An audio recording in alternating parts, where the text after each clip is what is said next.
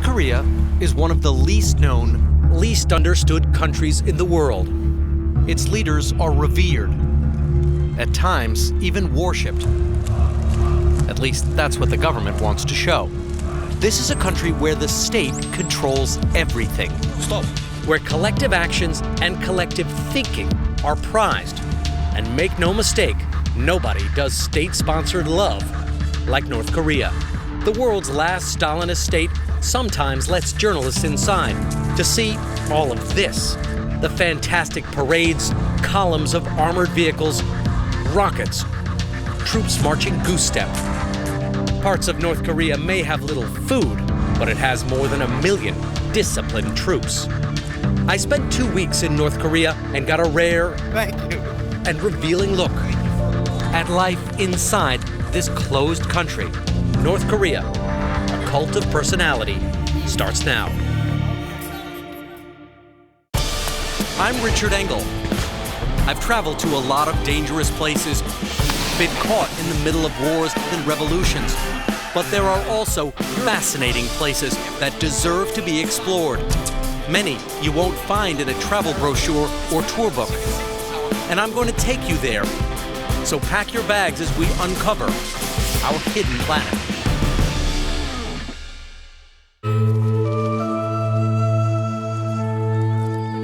It is one of the most secretive nations on Earth. Self-imposed isolation has allowed the North Koreans to develop a way of living not seen elsewhere. At least not anymore. Journalists are allowed into North Korea about once a year on highly controlled visits. This time, 100 reporters were let in. We weren't free to wander around, but kept under the very watchful eye of government minders. The minder's role is part translator, part watchdog. We had to wear armbands all the time that said journalist, like a beacon telling people, be careful, don't talk to us, we're from the press. The government brought in reporters this time for one reason: to see a series of parades, assemblies, and concerts that glorified the Kim family dynasty that has ruled North Korea since the Korean War, a war that still shapes this country today. A highly trained and well-equipped North Korean army swarmed across the 38th parallel to attack unprepared South Korean defenders. Caught off guard, they were all but overwhelmed. During the Korean War in the early 1950s, communists in the North fought American-backed anti-communists in the South. More than 30,000 U.S. troops were killed in the war that left the Korean peninsula divided. The fighting also decimated North Korea, with hundreds of thousands killed. Out of the ashes, a Stalinist leader emerged in the North named Kim Il-sung, who promised to rebuild a better, centrally commanded nation. We were brought into North Korea to witness a national celebration to mark 100 years since Kim Il-sung's birth. After Kim Il-sung died in 1994, his son Kim Jong-il took over. And when Kim Jong-il died in 2011, he left power to his son. So now the third Kim, Kim Jong-un, is in charge. These ceremonies were also Kim Jong-un's welcome onto the world stage. A grand welcome, and we were invited to see it. Our trip started in Pyongyang, the nation's showcase capital. Images of the Kim family leaders are everywhere. All the main palaces are named after the Kims, the main streets too. The years in North Korea are counted starting from Kim Il-sung's birth. That's year 1. Pyongyang, when we arrived, was whipped into a full patriotic frenzy with a military parade in, you guessed it, Kim Il-sung Square. This is what totalitarianism looks like when it decides to throw a party. Hundreds of thousands of troops marched through Kim Il-sung Square, along with columns of tanks and artillery, rocket after rocket, and fighter jets above. The troops marched goose step. And there's a reason these parades look like some sort of Olympic opening ceremony taken over by fascists. North Korea's last leader, Kim Jong-il, was a passionate fan of Hollywood movies. He especially loved 1930s Busby Berkeley-esque numbers with showgirls and pom-poms and razzmatazz and geometric patterns. So in North Korea these days, there's no business like the parade business I know. At the big parade, the new leader, Kim Jong-un, gave his first public speech. Mostly he praised his armed forces and said they will continue to dominate public life. But beyond the parades and fantastic stage performances, what is life really like in the world's most secretive state? I was taken to Pyongyang's best university, where the elite play and laugh and swim in an Olympic-sized pool. North Korea does have an upper crust, despite being an officially classless socialist society. Kim Mi-young is a literature major, a sophomore. She wants to be a journalist and work abroad. I asked her if she's read any American books. She hasn't, but her friend chimed in. He's read one. He read a book written by Margaret Mitchell, Gone with the Wind. Gone with the Wind. You read Gone with the Wind. 바람과 함께 사라진다는 이거단 말이죠. We moved on to the library. It looked very high-tech. Students in suits and ties, computers for everyone. I met a computer science PhD candidate. Are these computers connected to the internet? 그러니까 인터넷하고 연결됐다는 소리죠? 네, 연결됐습니다. Yes. Are they working? Is it working right now? Can you show me something on the internet? 지금 상황에서는 뭐래? 어느 설비 전공이기 때문에 Today is the day of the equipment managing. So the internet's not working today. Yeah, not today. They're updating the network. They're That's updating right. the software. 그러니까 오늘 afternoon the internet is working, but right now not. In the afternoon, we should manage the. Oh, so the internet cuts off in the afternoon. Yeah. I see. Seems odd the network is down when we happen to arrive. I asked another computer science student what he knew about social media. Do you know what Facebook is? 당신은 그저 페이스북이 뭔지 압니까? 페이스북. It was clear the computer science student had never heard of Facebook. And with each student we spoke to on how they connected to the outside world, we got the same response. The internet is down. Do you think I am lying? No, I just want to know what. 아니 어쩐지 따지고 I want to know how. 질문해. What I want to know is how young people in this country connect to the rest of the world, because people in my country are very in touch with the internet. And so I'm trying to figure out how in touch with communications students are in North Korea. Maybe you have a doubt on my word. So today is not available for you to show the internet. But if you want to come here tomorrow, then you can see the internet. Okay. Nice to meet you. And with that answer, we moved on. But something told me I wouldn't be coming back to the library anytime soon.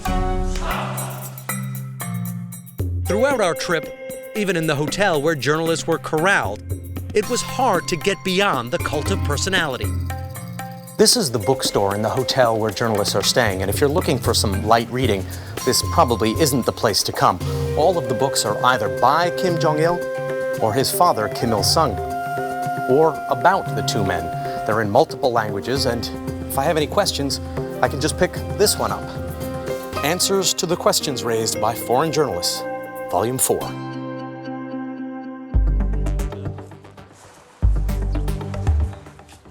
But for me, the highlight of the trip was this, a highly unusual visit to the countryside. To get there, we were loaded onto a deluxe train.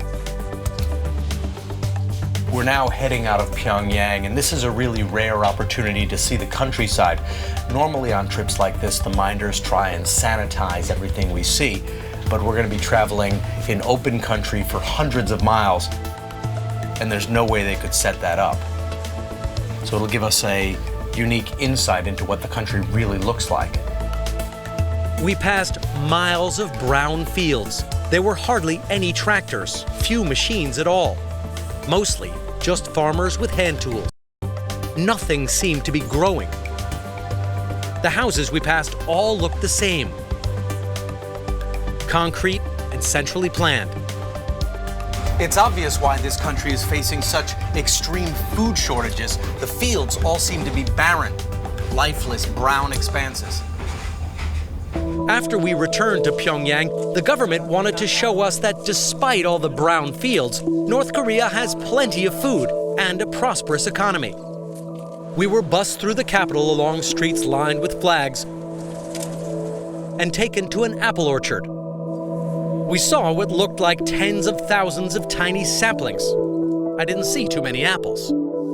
Then we went to a breeding house for turtles. Turtles here are used for food and medicine. But the problem was, the only turtle I saw was in a fish tank. At the factory, with a minder ever present, we did meet 36-year-old Young Bak. He cleans and feeds the breeding pools. He told me North Koreans feel misunderstood by Americans. Korean people suffered many damages from the United States. The Korean people have a bad feeling to the United States. American is respecting my country, then he is okay. But if some American don't respect our country, then I don't like him. Obviously, respect is very important, and nobody likes to be disrespected. He also satisfied a curiosity I had about all the state-run celebrations. You go to these big events where everyone claps and waves pom-poms. How do you learn how to do that? How do you know when you're supposed to hold up the decorations and when you're supposed to applaud? Do you receive some training in this? We have a conductor.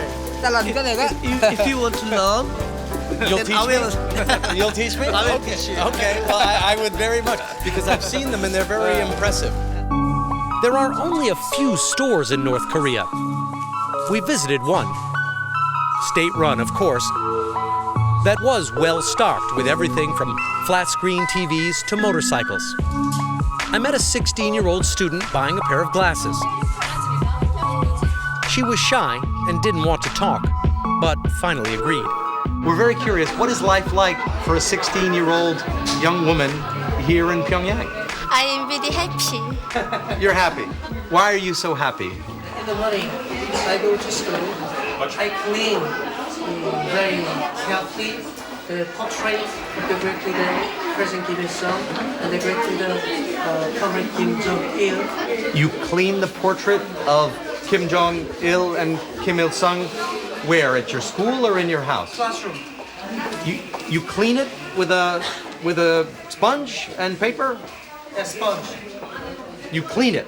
Is that required? Is that something you do in your class? I want us to have a portrait of the great leader, President Kim Il-sung, and the great leader, Comrade Kim Jong-il, very bright every day.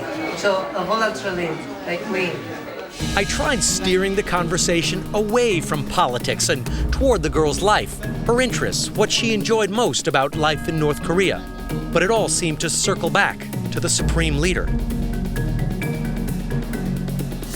But in Unification Park, we saw a hint of something exceptional.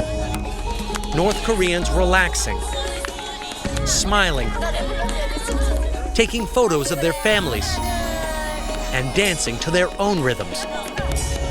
A breath of fresh air. There is, of course, more to this country than just military parades and rockets. There is that universal desire to just relax. Despite this country's official anti-American stance, we received no hostility whatsoever. Just a very warm welcome. Thank you. By inviting journalists to this country to see the new leader's welcoming party, you do get a sense that North Korea may be trying to open up, if just a little bit. Or at least is flirting with the idea of change. But for now, North Korea remains a 1940s-style Stalinist state, an anachronism on the edge of Asia, and another mysterious corner of our hidden planet.